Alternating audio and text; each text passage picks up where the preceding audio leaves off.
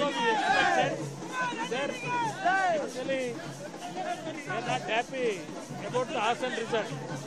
But overall, in Karnataka, we would have won another 4-5 seats. But because of our small mistakes, expected result we have got.